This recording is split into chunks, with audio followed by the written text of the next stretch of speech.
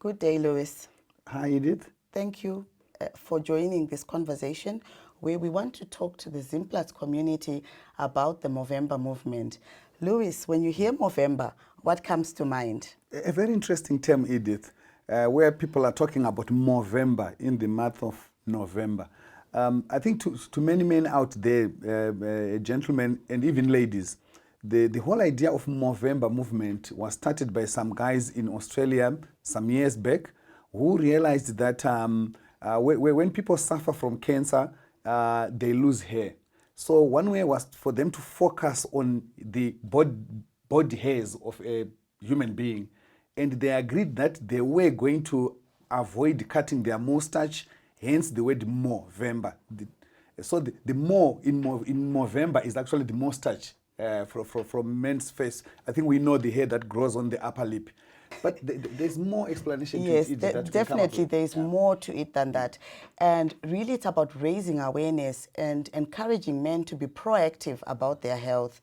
Tirikuti, mumwedzi uno ngatitaure nevarume tikoshese to go and get tested early to know the state of our health and if we have cancer so that we seek early treatment. Absolutely. Because kazhinji zvatinowana ndezvekuti many people that get tested for cancer or that test positive for prostate cancer, it's in stage 3, stage 4, and we're trying to say let's get tested early. Let's get the condition managed early so that ultimately we reduce the number of deaths which could have been preventable.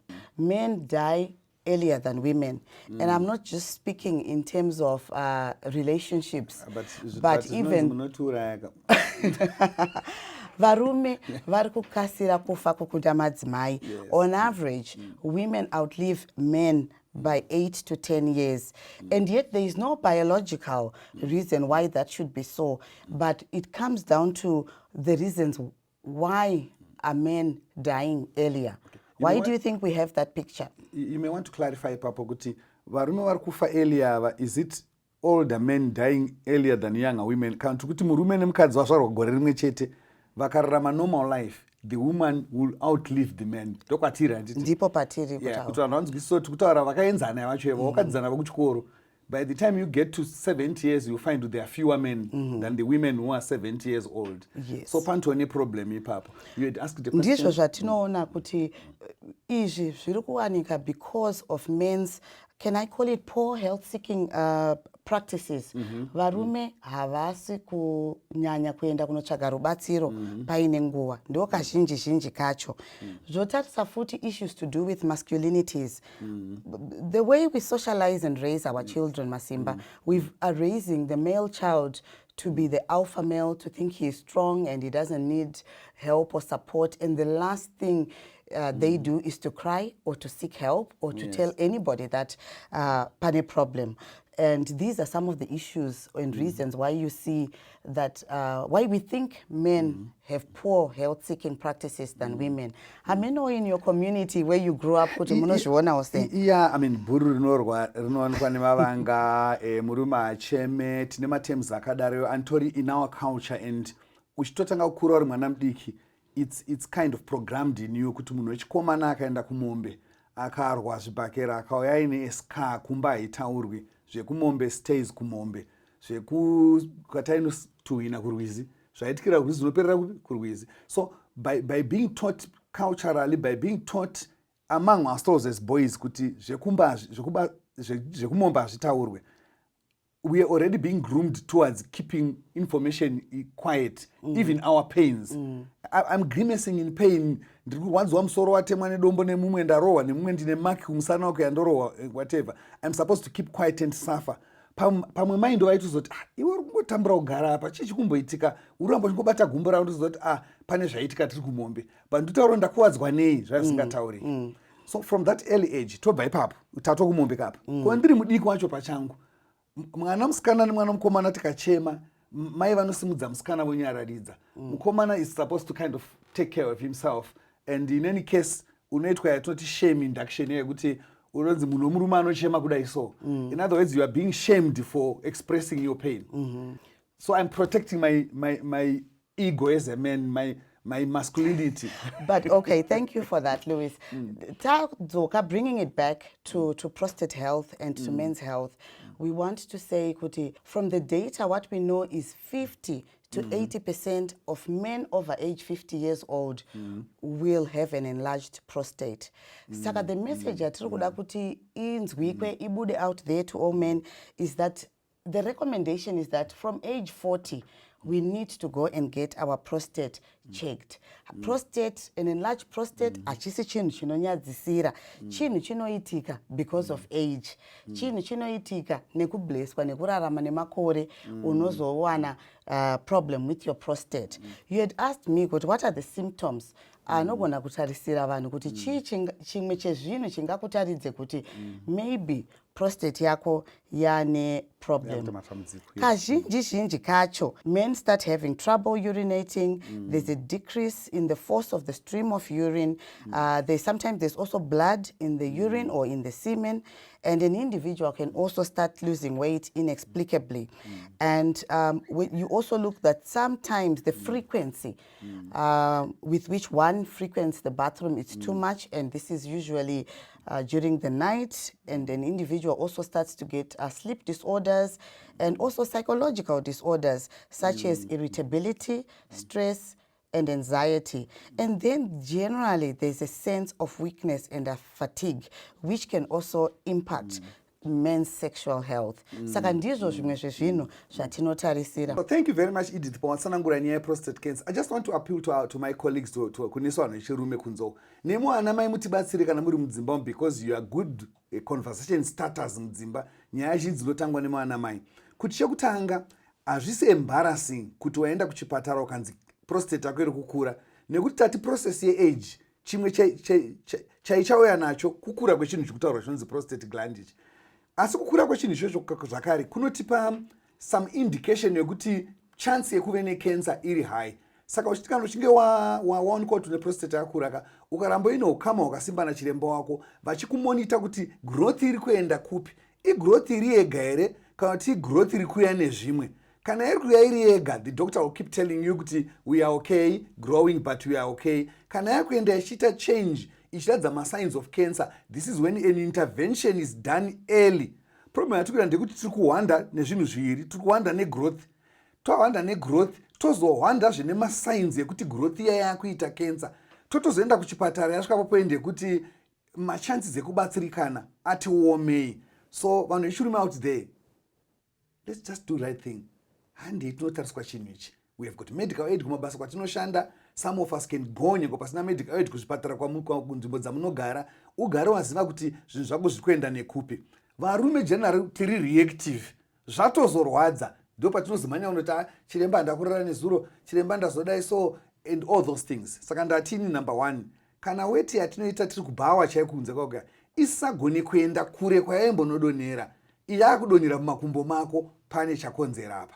Kana weti yako yachiti uye mirei pane chakonzera. Kana woti uchibva kunoita weti chinogara pasi, before you take your first sip of beer, you feel like going back to the toilet. That is not normal. Pane chakonzeresa. Tinovarume wakawanda kuti kana abva kutoilet agara pasi anozoona bhurugwa ranyorova. And you wonder kuti weti yo yabva kupi yandisina kunzwa. It's just madrops asarira pawaita weti paya, nokuti haisi kuya as a single flow. Yati bude block ndombe yazopedzisa kubuda watogara pasi. And many times I'm told by other men, haana kutozvinzwa kuti yabuda, chinotozotiradza bhurugwa ranyorova. And that is unnecessary embarrassment if you can address these things early. Bottom line is kutariswa cancer hakunyadzise.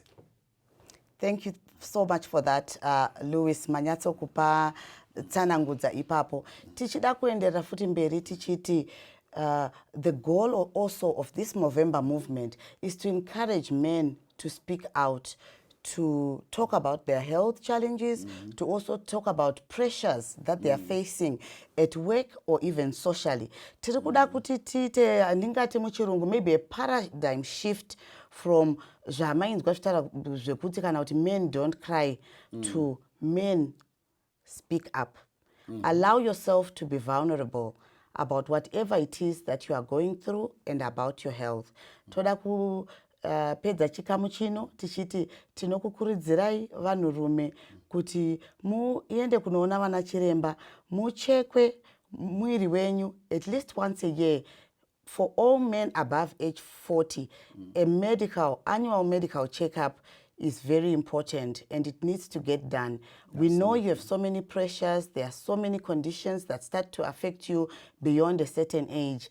Ngati gamuchirei kukura, tizive kuti this journey can only be managed or survived tichifambirana nemachiremba, tichienda kumaclinic, tichipiwa rubatsiro ruri out there.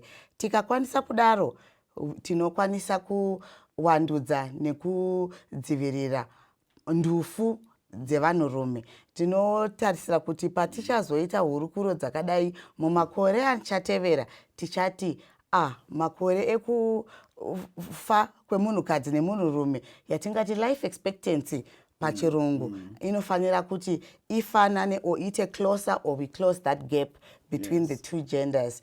But back to prostate health, what is it that individuals can do to ensure that they get help early? The message yatiri kuda kusiyai muinayo zuva ranhasi ndeyekuti for prostate health, the only thing you can do is munofanira kuti tinokurudzira kuti muende for annual checkups.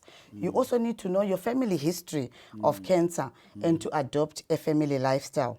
Tiri ipapo tinoda kutarisa futi yatingati diet and lifestyle pachirungu. We also need to address lifestyle issues yekuti patinotarisa kuti what is it that we eat, which diets are good for prostate health and which ones are not good. Tingangoti muchidimbu ma-risk factors for prostate health ndizvozvo is eating a diet high in animal fat, nyama, red meat, white meat.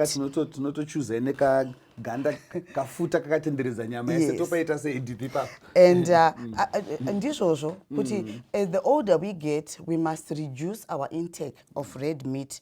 We also need to understand our family history of prostate cancer. It's also important to reduce the testosterone levels and to also think about our stressors and to manage stress better in our lives. You find that people with chronic stress ndo vanonyanya kuwana madambudziko aya. Saka ndizvo zvimwe zvanhu zvatinoti tinofanira kuti titarise kuti what can we change, and really just to live a healthier lifestyle, to exercise and to seek treatment early. You also need to cut back on alcohol and coffee and not to drink too many fluids, especially panguva yekunorara manheru zviya. And then generally to maintain a healthy lifestyle. Practicing Kegel exercises can also help to strengthen the muscles around your bladder. So izvi ndizvo zvimwe zvinhu zvinokwanisa kuti zviitwe nevarume pakutarisa how kudzivirira, to manage and to support the treatment of prostate health. We also know that in some cases, vana chiremba vanogona kukurudzira kuti prostate iyoyo ibviswe zvachose, and kana prostate yaremovwa, zvatinokwanisa kutarisira ndezvekuti zvambotaurwa naMr. Masimba zvinosanganisira issues to do with erectile dysfunction, even infertility and incontinence may also be experienced. But zvese izvi zvinhu zvinokwanisa kuti zvivane rubatsiro. Tichitarisa pane point yawaburitsa ndofunga kuti yarovesa hana yemaaudience akatitarisa zvino kuti sexual dysfunction, that's a territory yekuti vanhu veshurume vanobva kuti maakuti manje apa. Tiri kuti vanhu veshurume as we grow older panosvika papoint yekuti you may not achieve panyaya dzepabonde zvawaigona kuachieve uchiri mudiki. Maybe waakunonoka kuwana shungu dzepabonde, maybe kutodzishaya ukatarisa munhu wacho zvotoramba kutoshanda kuti munhu aripo, zvinodiwa zvese zviripo, waunganidza ma-ingredients ese, now go ahead and bake the cake, zviri kuramba kubuda. Chii chinogona kuve chakonzera izvozvo? Sekutaura kwamboita iditi kuti mabodies edu ma-machines ekuti when you are young, every stream rinofamba chinhu mumwiri mako riri opened and riri kufunctiona zvakakwana, energy levels high, blood flow high, all atinoti ma-hormones anotrigger kuti uve ne-excitement for this thing, excitement for that thing, zvese zviripo. Tiri kutaura kumunhu achiri chidiki handiti, but as you get older, some of these functions get less and less. As they get less and less, zvinonoaffecta kuorgan kwauda kunoshanda nako kuti unosangana munhu pabonde. Kureva kuti zvinotora zvinhu zviri normal. Zvinotora zvinhu zviri normal. Pamwe ndiyo nzira yekuti yatakapiwa naMwari yekureduce activity. So that we tinoramba tiri palevel. Danger yandiri kuona manje inonetsa ndeyekuti munhu akura ari kuda kunomhanya pabonde nemunhu anodhimanda what he can give. Oguma akutsvaga mishonga yekuti aite cope with the demands of the young woman wainaye. Vanhu vechirume vari kubva vanwa mapiritsi, zvimwe zvinotengeswa mumigwagwa, zvimwe zvimishonga zvavanomwa. Zvonoita kunge zvaakunovhura nzira dziya dzanga dzaakuvhara dziya. Pamwe zvichizonostrena nemwoyo yavo. Vamonzwa nzava vakafira muloji vari pabonde. Ende pfungwa dzevanhu dzinoti anga afara nebonde stereki. Nyamba kune system mukati yadamagwa nekuda kushandisa zvinhu zvinosimudza. But Mr. Masimba, let me come in there. Timbodzokorodza kuti tarisei ipapo futi. Ndinoona sekwe kuti nyangwe vasiri kuda kumhanyira vasiri vezera ravo. Even uchifambidzana newezera rako wawagara uchingogarisana naye. Kutadza kuita that performance. So ningaiti inenge yakuita unga reduced performance or performance failure. Zvinokonzerawo futi stress yakanyanya muvanhurume. Kana sexual response cycle yake affected. And you find that when men get stressed about these issues, some of them even start taking more alcohol and or abusing my substances, and that even affects their performance even more. And they even do worse, and then they are just so stressed. Another area that men grapple with is around mental health. And in some cases, extreme cases, it can even result, if unattended with no intervention, it has resulted in suicide. As I've already said, you find that when you look at the suicide cases, not just locally, but even globally, you find that 3/4, which is really 70% of all suicide cases, are by men. Mr. Masimba, why do we get that picture? I think you're probably point ndeyekuti takakura tichitsvinyirana mumacommunity kuti uyu mumentari chaiyo. Kureva kuti munhu kana wanzi uri mumentari wainzi unotopenga. So the moment you mention kuti mental health, it looks like communities dzedu dzinoona sokuti uri kunzi something is wrong with your brain in terms of kupenga, rather than other things that are softer that we can deal with every day, that zvikaramba zvichiungana zvinosvika pakuita complication yemental health. Ndikuza ndipe example yekuti tiri pano pamugodhi pamine patiri kushanda apa. Tinopfeka uniforms that brand us as minors. And we tend to sell ourselves to the market kunza uku as people earning big bucks because look at the brand yandakapfeka. Kana tadaro tazvisa under pressure yekuti vatinointeracta navo vakuti unoshanda kumugodhi, unotambira mari yakawanda, chindichengeta at the level yawakapromisa iya. Zvoreva kuti mukomana uyu kana kuti murume uyu akugara number 1 aine zvikwereti. Ndambe tawanda why kuti a small town like patefu pane what do you call them, microfinance organizations that have come and set shop people up. Who are they running after? Are they running after a villager who will come and borrow from them? How will they recover their money? They are obviously targeting a person who is salaried. Biggest employer around the place, tinomuziva. So the target of microfinance is the employee mine. Why is the employee mine anospenda so much time ari pabasa, very little leisure time, as arikutadza kuita cope nemari iripo? It's because takazvisela out there as guys who are boxed up, as they say. Kana tanzi tine mari yakawanda, takuda kuita live mastandards iweyo, togara tine zvikwereti. Number 1, how able are we sevarume ndakuvunza varume to be honest and say ini ndinoshanda level yakati kubasa, grade rakati, ndinowana mari yakati, zvandogona kuita in this relationship is 1 2 3. Ukaona ndati handisisina, ndatomirira month end, handigone kutsvaga. Nekuti chakaipira borrowing inofoma a cycle. Anokweretesa loves to see you. Because anokweretesa wodya mari yake, wosenza mwedzi wese, otora yawatambira, wosara nechimwe chikwereti. Why achida kuti urambe une chikwereti? So that watopa huku wamunhu wake. So varume tiri kuno kumakumigodhi kwatiri kunoko, ngatizvitarisei as vashandi vekambani hombe, asi uzive grade rako nezvaunokwanisa kuita.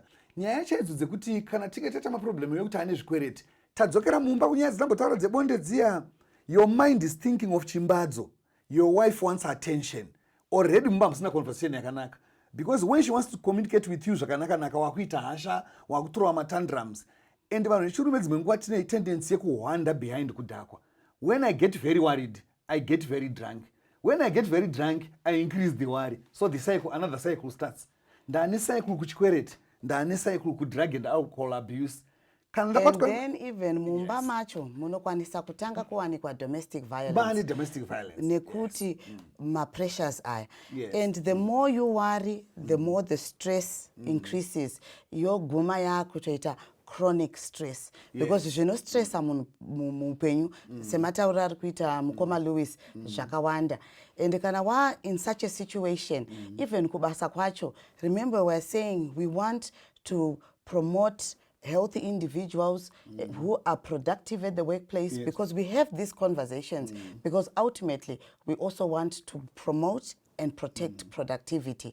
How productive will a stressed individual be? How productive is a man with so many mental or social pressures be? How injury prone is this worker? Is this individual? So that is why it's important. And when we look at mental health, I just want to add that it's really a silent pandemic, because mental health problems are like a hidden struggle. They are less obvious than the physical injuries or sickness that you can visibly see. And therefore, they are often overlooked by your managers, by your colleagues, and anyone even in a leadership position or otherwise within the organization. And because they are not obvious, like physical ones, they are less likely to be identified and treated. As a result, you as the employee, you are more likely to continue working muchingoenda about your day-to-day duties while you are worsening your condition. It gets worse and worse. So we also want you to be able to pay attention to the triggers, to your state of mind, to appreciate what is going on with you, and to talk to someone.